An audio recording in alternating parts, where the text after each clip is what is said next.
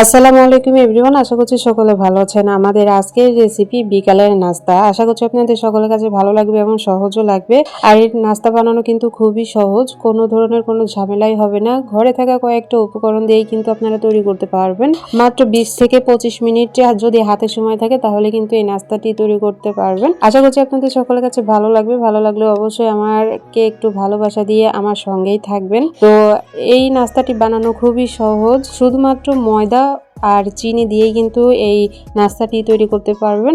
তো কথা না বাড়িয়ে চলুন দেখে আসি আমি এরকম সুন্দর একটি নাস্তা কিভাবে তৈরি করছি। তো নাস্তা তৈরি করার জন্য আমি একটা পাত্রে দিয়ে দিচ্ছি মেজারমেন্ট কাপ দিয়ে মেপে 1.5 কাপ ময়দা। 1.5 কাপ ময়দা দেওয়ার পরে এখানে দিয়ে দিব 1 চামচ লবণ, অর্থাৎ স্বাদ মতো লবণ, আর দিয়ে দিব half teaspoon baking powder. Baking powder আমি কেন দিলাম সেটা আমি একটু পরেই বলে দিব আপনাদেরকে। আমি এখানে সমস্ত উপকরণ দিয়ে একটু নেড়েচেড়ে মিশিয়ে নিলাম যাতে কোনো ধরনের কোনো উপকরণ এক জায়গায় দলা পেকে না থাকে তার জন্য। তারপর শুকনো উপকরণগুলো যখন আমাদের মেশানো হয়ে গেছে তখন এখানে দিয়ে দিব 2 চামচ রান্না করা সয়াবিন তেল। আমি এখানে দিয়ে দিলাম, দিয়ে খুব সুন্দর করে হাত দিয়ে মেখে নিতে হবে। আর আমি কিভাবে মেখে নিচ্ছি সেটা আপনারা কিন্তু দেখেই বুঝতে পারছেন। হাত দিয়ে একটু ডলে ডলে ভালো করে মিশিয়ে নিতে হবে যাতে সমস্ত ময়দার গায়ে গায়ে যাতে তেলটা লাগে, সেইভাবেই কিন্তু আপনাদেরকে তেলের সঙ্গে ভালো করে মিশিয়ে নিতে হবে। তেলের সঙ্গে যখন ভালো করে মেশানো হয়ে যাবে আর এরকম মুখ করলে দেখা যাবে যে ভেঙে যাচ্ছে না, তখন কিন্তু বুঝতে হবে যে আমাদের সমস্ত উপকরণের সঙ্গে তেলটা কিন্তু খুব ভালোভাবে মিশে গেছে। আমাদের তেলের সঙ্গে যখন ময়দাটা ভালোভাবে মেশানো হয়ে গেছে তখন আমি এখানে দিয়ে দিচ্ছি হালকা কুসুম গরম পানি। হালকা কুসুম গরম পানি দিয়ে খুব সুন্দর একটা ডো তৈরি করে নিব, না খুব বেশি শক্ত আবার না খুব বেশি সফট, এরকম একটা ডো তৈরি করে নিতে হবে। আর এখানে আমি কেন হালকা কুসুম গরম পানি ব্যবহার করলাম সেটাও আপনাদেরকে একটু পরেই বলে দিব। আর পানিটা কিন্তু একেবারেই দিতে যাবেন না, একেবারে দিলে কিন্তু হিতে বিপরীত হয়ে যাবে। তো সেক্ষেত্রে একদম অল্প অল্প পানি দিয়ে তারপর খুব সুন্দর একটা ডো তৈরি করে নেবেন। তো দেখতে পাচ্ছেন আমি অল্প অল্প পানি অ্যাড করে খুব সুন্দর একটা ডো তৈরি করে নিয়েছি। খুব বেশি শক্ত হয়নি আবার খুব বেশি নরমও কিন্তু হয়নি। এখন আমি ঢাকা দিয়ে ঢেকে দিব 5 থেকে 10 মিনিট। 5 থেকে 10 মিনিট পর আমি ফিরে এসেছি। ফিরে এসে আমি খুব সুন্দর করে একটু মথে নিব। মথে নেওয়ার পর একটা পিঠের উপরে নিয়ে আবারও একটু মথে নিব। মথে নিয়ে তারপরে একটু লম্বাটে করে তারপরে ছুরি দিয়ে কেটে কেটে নিব।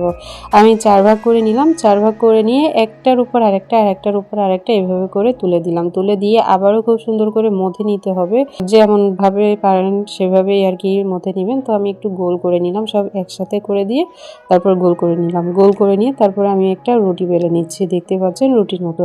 আর এই রুটির মতো যে আমি বেলে নিচ্ছি এটা আঁকা বাঁকা হলেও কিন্তু সমস্যা নেই। দেখতে পাচ্ছেন আমি কেটে নিলাম। এই পর্যায়ে এসে আবারও কেটে নিতে হবে। কেটে নিয়ে আবারও 2 সাইড মানে একটার উপর আর একটা তুলে দিয়ে তারপরে আবারও বেলে নিতে হবে। তো আমি একইভাবে কাজ করেছি হলো প্রায় 4 থেকে 5 বার করে নিয়েছি। 4-5 বার করে নিলেই হবে, খুব বেশি কিন্তু করতে হবে না এগুলো। তো দেখতে পাচ্ছেন আমি ভিডিওর মধ্যে খুব সুন্দরভাবে আপনাদেরকে দেখিয়ে দিচ্ছি। আর আপনাদের সুবিধার্থে কিন্তু আমি ভিডিও স্কিপ করি নাই, আমি সম্পূর্ণ ভিডিওটাই কিন্তু রেখেছি।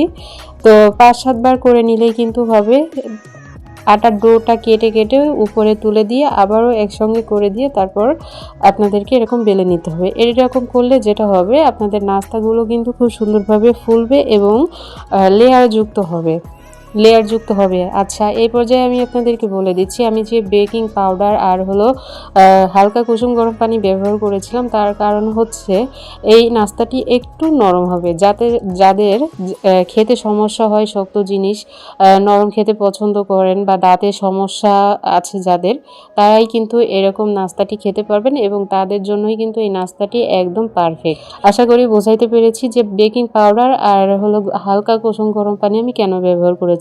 তবে আপনারা যারা শক্ত খেতে পছন্দ করেন বেকিং পাউডার আর হলো হালকা কুসুম গরম পানিটা আপনারা স্কিপ করে দিতে পারেন। যাই হোক, দেখতে পাচ্ছেন আমি কয়েকবার কেটে কেটে তুলে দিয়ে তারপরে খুব সুন্দর করে একটা রুটি বেলে নিয়েছি। আর রুটিটা একটু আঁকা বাঁকা হলেও কিন্তু কোনো সমস্যা নেই। যখন আমার রুটিটা বেলা হয়ে যাবে তখন আমি এই যে দেখতে পাচ্ছেন ছুরি দিয়ে কেটে নিব। ছুরি দিয়ে একটু লম্বাভাবে কেটে নিব।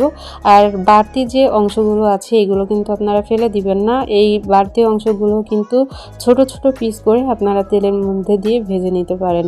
তো দেখতে পাচ্ছেন আমি খুব সুন্দরভাবে কেটে নিচ্ছি। আমি আমার পছন্দ অনুযায়ী কেটে নিচ্ছি, আপনারা আপনাদের পছন্দ অনুযায়ী কিন্তু নাস্তাগুলোর পিস করে নিতে পারেন। তো দেখতে পাচ্ছেন আমি নাস্তাগুলো কেটে নিয়েছি আর কেমন হয়েছে সেটাও আমি আপনাদেরকে দেখিয়ে দিচ্ছি। আমি 4 কোণাভাবে কেটে নিয়েছি।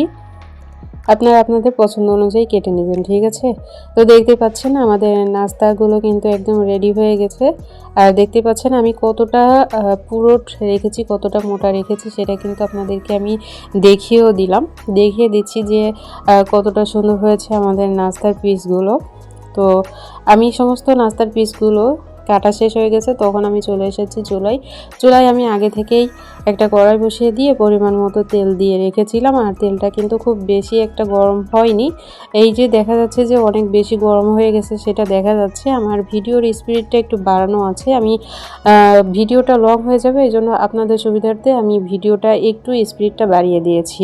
তো তেলটা কিন্তু খুব বেশি গরম হওয়া যাবে না, তেল দেওয়ার মানে 1 মিনিটের মধ্যেই কিন্তু দিয়ে দিতে হবে নাস্তাগুলো। আর যে বাড়তি অংশগুলো ছিল সেগুলো আমি আগে তেলের মধ্যে দিয়ে ভেজে দেখছিলাম আসলে কেমন তেলটা গরম হয়েছে, তারপর আমাদের নাস্তাগুলো কেমন হবে সেটা আর কি একটু ট্রাই করছিলাম। তো সেটাও আমি আপনাদেরকে দেখিয়ে দিলাম। এখন যে বাড়তি অংশগুলো ছিল ওইগুলো সুন্দর মতো ভাজা হয়ে গেলে আমি ওইগুলো তুলে নিয়ে তারপরে আমাদের নাস্তাগুলো দিয়ে দিব।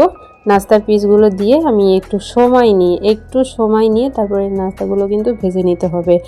আর চুলার আঁচটা কিন্তু একদম মানে লো করে দিতে হবে, মিডিয়াম থেকে একটু লো করে দিলেই কিন্তু হবে। খুব বেশি লো করলে কিন্তু হবে না, আবার মিডিয়াম রাখলেও কিন্তু হবে না। মিডিয়াম থেকে যে একটু লো হয় সেরকম চুলার আঁচটা রেখে আপনাদেরকে নাস্তাগুলো একটু সময় নিয়ে ভেজে নিতে হবে।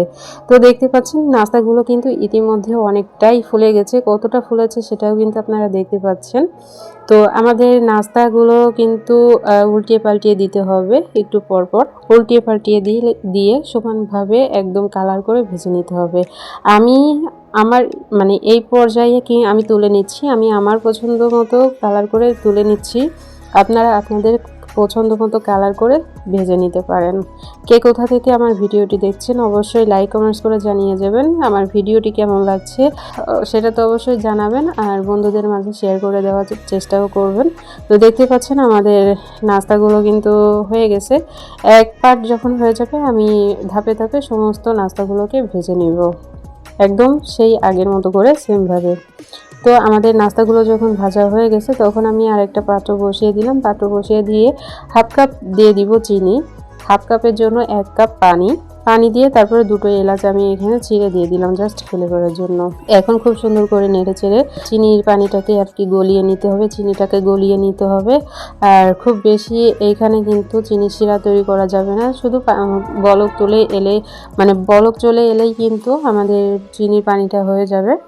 আর এখানে যখন বলক চলে আসবে তখন আগে থেকে ভেজে রাখা নাস্তাগুলো আমি এখানে দিয়ে দিচ্ছি।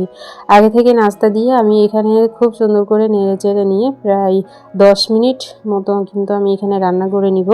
এরকম করে নিলে যেটা হবে, আগেই বলেছিলাম বেকিং পাউডার এবং হালকা কুসুম পানি আমি কেন ব্যবহার করেছিলাম সেটাও বলেছি, আর এখনও সেটা আপনাদেরকে বলে দিচ্ছি। এরকম করে যদি আপনারা নাস্তা তৈরি করেন তাহলে যারা শক্ত জিনিস খেতে পারেন না বা চান না তারা কিন্তু এরকম সুন্দরভাবে নাস্তা তৈরি করে খেতে পারেন। আর ভিতরে কিন্তু চিনির পানি কিন্তু ঢুকবে না, ঠিক আছে, পানিটা ঢুকবে না, জাস্ট উপরে শুধু একটু চিনি মানে মিষ্টি মিষ্টি থাকবে, সেটার জন্য আর কি আমি এরকম করেছি। তো যাদের দাঁতের সমস্যা তারা কিন্তু আপনারা এভাবে নরম একটু জিনিস মানে নরম নাস্তা কিন্তু তৈরি করে খেতে পারেন। যাই হোক, আমাদের 10 মিনিট যখন জাল করা হয়ে গেছে নাস্তাগুলো তখন একদম ঠান্ডা করে নিব। ঠান্ডা করে তারপরে আমি আপনাদেরকে পরিবেশন করে দেখাচ্ছি যে আমাদের আজকের নাস্তাগুলো কেমন হয়েছে। একদম দুর্দান্ত হয়েছিল, খেতেও অসম্ভব মজার হয়েছিল। তো আর কতটা না ফুলেছে সেটা কিন্তু আপনারা দেখেই বুঝতে পারছেন, কতটা লোভনীয় হয়েছে সেটাও আপনারা দেখেই বুঝতে পারছেন। তো এইভাবে কিন্তু আপনারা সুন্দর মতো নাস্তা তৈরি করে খেতে পারেন। আমারও কিন্তু দাঁতের সমস্যা, তো সেক্ষেত্রে খুব বেশি শক্ত জিনিস একটা আমার ভালো লাগে না, দাঁত দিয়ে রক্ত বের হয়। তো আমি এইভাবে আর কি নাস্তাগুলো তৈরি করে খাই, আপনারাও কিন্তু খাবেন, ঠিক আছে। অবশ্যই আমাকে কমেন্টস করে জানাবেন। আর আমি আপনাদেরকে একটা ভেঙেও শেয়ার করে দেখাচ্ছি, দেখতে পাচ্ছেন হাত দিয়ে চাপ দিলেই কিন্তু ভেঙে যাচ্ছে, আর ভিতরে কতটা লেয়ার যুক্ত হয়েছে, কতটা ফুলেছে দেখে কিন্তু বুঝতে পারছেন। আশা করছি আপনাদের সকলের কাছে আমার আজকের মূল রেসিপি ভালো লেগেছে। ফাইনালি আমাদের আজকের রেসিপি এতটুকু। সবাই অনেক ভালো থাকবেন, সুস্থ থাকবেন। আমাদের পরবর্তী ভিডিও দেখার আমন্ত্রণ জানিয়ে আজ এখানে বিদায় নিচ্ছি। আল্লাহ হাফেজ।